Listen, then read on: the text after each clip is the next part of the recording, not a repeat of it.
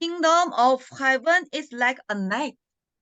ଆଉ ଏଇଠି ଆମମାନେ ଦେଖୁଛୁ ଏ ଦୃଷ୍ଟାନ୍ତରେ ସ୍ୱର୍ଗ ରାଜ୍ୟ କିପରି ସେଟା ଗୋଟେ ଆଉ ମତ୍ସ୍ୟ ଜାଲ ଟଣା ଜାଲ ସଦୃଶ୍ୟ And the night is through in the sea, through into the sea. ଆଉ ସେ ଜାଲଟିକୁ ସେ ସମୁଦ୍ରରେ ନିକ୍ଷିପ୍ତ କରାଯାଉଅଛି To gather the fish. ଆଉ କଣ ଧରିବା ନିମନ୍ତେ ସେ ମାଛ ଗୁଡିକୁ ଧରିବା ନିମନ୍ତେ And when it is full, the fishermen pull it out up on the shore. Then ଆଉ ସେଠି କଣ ହେଉଛି ସେ ମତ୍ସ୍ୟଜୀବୀ ଆଉ ସେ ସେଇ ଟଣା ଜାଲକୁ ଭିଡୁଅଛନ୍ତି ଆଉ କଣ ସଂଗ୍ରହ କରୁଅଛନ୍ତି ମାଛ ଗୁଡିକୁ then collect the good fish, put it into the container. ଆଉ ସେ ସେଠି କଣ କରୁଅଛନ୍ତି ସେଠି ଭଲ ମାଛ ଗୁଡିକୁ ସେ ସଂଗ୍ରହ କରୁଅଛନ୍ତି ଆଉ ସେ ଖାଳୋଇରେ ତାକୁ ରଖୁଅଛନ୍ତି And there are also bad fish. ଆଉ ସେଇଠି ମଧ୍ୟ ଆଉ ମନ୍ଦ ମାଛ ଗୁଡିକ ବି ମଧ୍ୟ ଅଛନ୍ତି And the bad fish was thrown away to the sea. ଆଉ ସେଠି ଆମେ ଦେଖୁଅଛୁ ଆଉ ସବୁ ମନ୍ଦ ଗୁଡାକୁ ଫୋପାଡି ଦିଆଯାଉଅଛି Okay, here's talking about the kingdom of heaven, right? Kingdom of heaven. ଆଉ ଏଇଠି ଆମେ ଜାଣିଅଛୁ କି ଏହା ସ୍ୱର୍ଗ ରାଜ୍ୟ ବିଷୟରେ କୁହାଯାଏ Using night to collect fish and good fish put into the container and the bad fish throw away back to the sea. ଆଉ ଆମେ ଏଠି ଦେଖୁଅଛୁ ସେ ଟଣା ଜାଲ ଆଉ ସାହାଯ୍ୟରେ ସେଠି ମାଛ ଧରା ଯାଉଅଛି ଭଲ ମାଛ ଗୁଡିକୁ ସେ ଖାଳୋଇରେ ରଖାଯାଉଅଛି ଆଉ ମନ୍ଦ ମାଛ ଗୁଡିକୁ ବାହାରକୁ ଫୋପାଡି ଦିଆଯାଉଅଛି Thinking about physical sea and physical fish. ଆଉ ଆମେ ଯଦି ବାସ୍ତବିକ ଆଉ ସେ ଶାରୀରିକ ଆଉ ମାଛ ଆଉ ସମୁଦ୍ର ବିଷୟରେ ଦେଖିବା Physical fish, how many kinds of physical fish? ଆଉ କେତେ ପ୍ରକାରର ଆଉ ମାଛ ଗୁଡିକ ରହିଅଛି ଆମେ ତାହା ଜାଣୁ How many? କେତେ ଗୁଡିକ ଅଛନ୍ତି ମାଛ so many kinds of fishes many kinds, a lot of ବହୁତ ଗୁଡିକ ବହୁତ ପ୍ରକାରର ଅଛନ୍ତି but here talking about only 2 kinds of fish. କିନ୍ତୁ ଏଇଠି କେବଳ 2 ପ୍ରକାରର ମାଛ ବିଷୟରେ କୁହାଯାଇଅଛି good fish go to the container, fishman's house. ଆଉ ଏଇଠି ଆମେ ଦେଖୁଅଛୁ କି ଖାଲି ଭଲ ମାଛ ତାହା ସେଇ ଖାଳୋଇ ଭିତରକୁ ନିଆଯାଉଅଛି in other words bucket.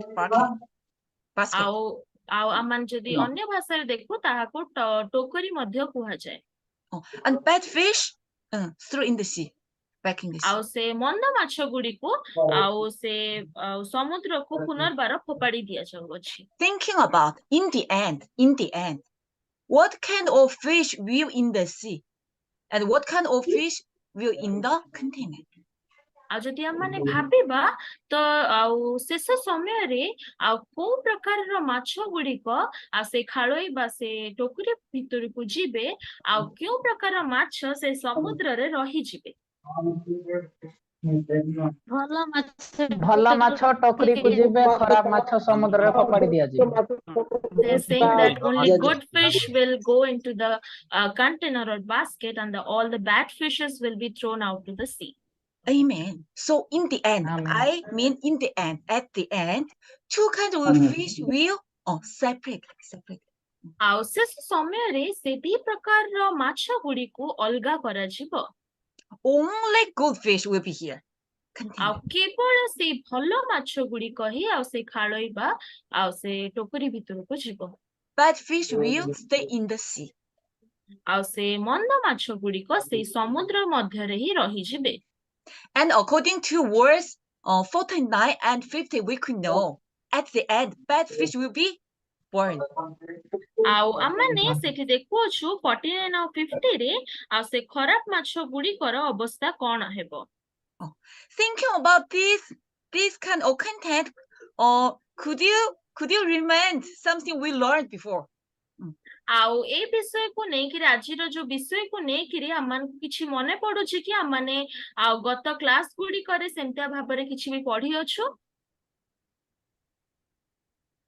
in the beginning of our course almost. ହଁ ଆମମାନଙ୍କର କୋର୍ସ ର ଆରମ୍ଭରେ ଆମମାନେ ଏମିତି ଭାବରେ ପଢିଥିଲୁ ଭଲ ମନ୍ଦ ବିଷୟରେ ଆମେ ମନେ ପକେଇ ପାରୁଛୁ କି? Yes, madam. What did you? What did you Consider- learn? Type of କଣ seeds. ସେଟା Two kinds of seeds.